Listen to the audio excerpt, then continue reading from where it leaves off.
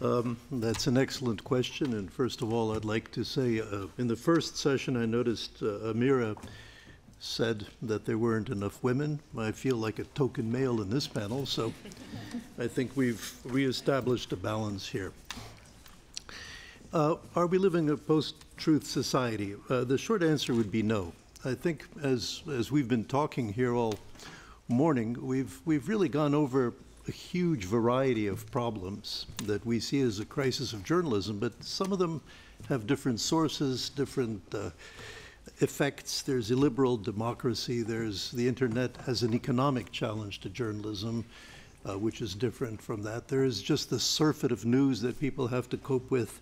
There's the relativization of news, where Fox News in America, suddenly says, you all are doing liberal news, we'll do conservative news, and so people begin choosing according to their community. I'd like to add one more problem I don't think anybody's mentioned about the internet and the effect it's had. I've been in this business more than 40 years, and before I would have a full day to report before I had to write. Now, I guess reporters have about 10 minutes before they have to rush and talk into their iPhone. And that has really lowered the level of reporting, even in quality newspapers and quality TV stations in the media. So there have been many effects. And to me, fake news, the post-truth element of all this, is more a symptom than the real problem in itself. It's in a way an inevitable result of all these processes that have been taking place.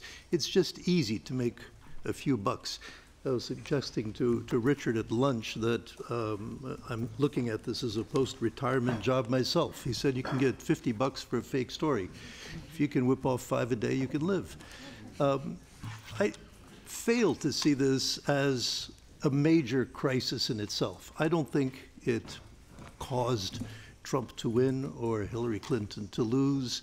It confuses people. Maybe the bigger problem is a lot of kids now can't distinguish between fake and real, but that's a separate issue, and that's the one we should be addressing. So even though we're in a very critical period, and my newspaper has laid off hundreds of reporters, we will adapt, we will survive.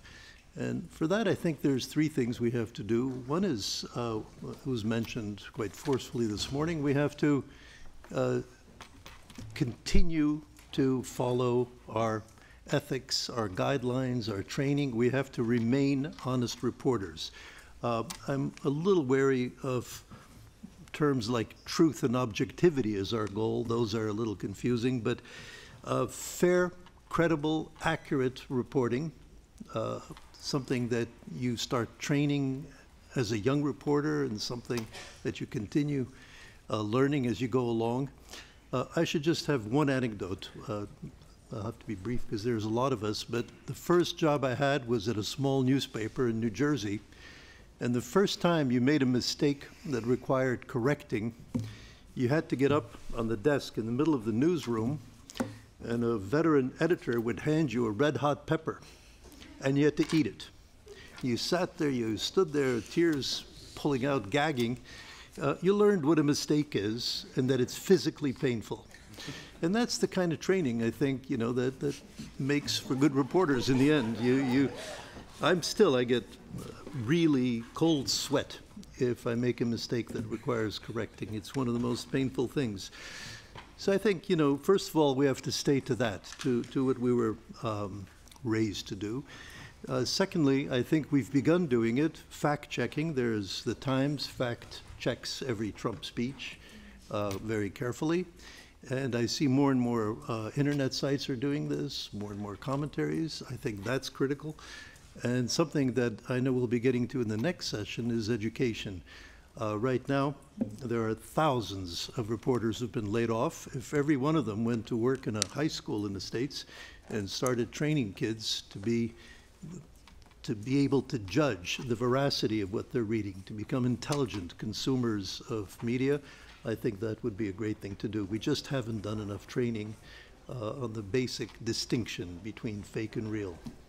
We've talked about fact-checking. Do you think there should be enough work done to limit fake news, or would you feel that would be censorship?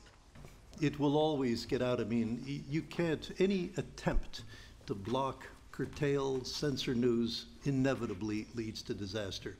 You leave it alone. I think there are processes that will take place. It'll take time. I'm a total optimist. I believe in the wisdom of people in the long run. You eventually figure out what you need, what serves you better. We've noticed, for example, that when there is a crisis, the hits on the New York Times online just go through the roof. And not only New York Times, BBC and reliable news sites. People know where they're going to find out what really happened. I mean, today, if you check what happened after, or yesterday after these events in London, I think you'd find that's where people will go to what they know to be reliable. So I wouldn't, you know, any kind of law in America, that's the First Amendment is negative. You will not write a law to curtail the press, and I think that's the way it should stay.